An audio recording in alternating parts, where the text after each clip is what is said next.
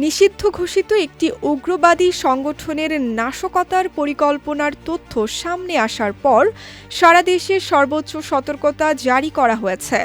সম্ভাব্য যে কোনো অনাকাঙ্ক্ষিত পরিস্থিতি এড়াতে ও দেশের গুরুত্বপূর্ণ স্থাপনাগুলোর নিরাপত্তা নিশ্চিত করতে পুলিশ সদর দপ্তর থেকে সব range DIG, metropolitan police commissioner এবং জেলা পুলিশ সুপারদের বিশেষ সতর্কতা অবলম্বনের নির্দেশ দেওয়া হয়েছে।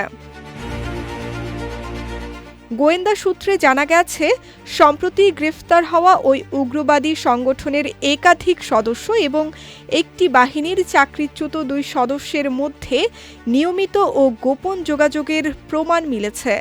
এই চক্রটি সংগঠিত হয়ে দেশের গুরুত্বপূর্ণ স্থানে বড় ধরনের নাশকতার ছক কষছে বলে ধারণা করা হচ্ছে। এইসব হামলায় বিস্ফোরক কিংবা দেশীয় অস্ত্রের ব্যবহার হতে পারে বলে গুরুতর আশঙ্কা প্রকাশ করেছেন গোয়েন্দারা। গোয়েন্দা তথ্যের ভিত্তিতে বেশ কয়েকটি স্থানকে উচ্চ ঝুঁকিপূর্ণ হিসেবে চিহ্নিত করা হয়েছে। সম্ভাব্য লক্ষ্যবস্তুগুলোর মধ্যে রয়েছে জাতীয় সংসদ ভবন, আইনশৃঙ্খলা রক্ষাকারী বাহিনীর বিভিন্ন স্থাপনা, ধর্মীয় উপাসনালয়, জনবহুল বিনোদন কেন্দ্র এবং শাহবাগ এলাকার মতো গুরুত্বপূর্ণ স্থানগুলো। এছাড়া কিছু চক্র বিভিন্ন বাহিনীর অস্ত্রাগারেও হামলার পরিকল্পনা করতে পারে বলে সন্দেহ করা হচ্ছে।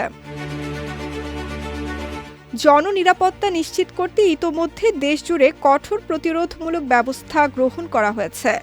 গুরুত্বপূর্ণ স্থাপনা ও অস্ত্রাগারগুলোতে অতিরিক্ত ফোর্স মোতায়েন করে সার্বক্ষণিক পাহারা নিশ্চিত করার পাশাপাশি সন্দেহভাজন এবং উচ্চ ঝুঁকিপূর্ণ হিসেবে চিহ্নিত ব্যক্তিদের ওপর বিশেষ গোয়েন্দা নজরদারি বাড়ানো হয়েছে।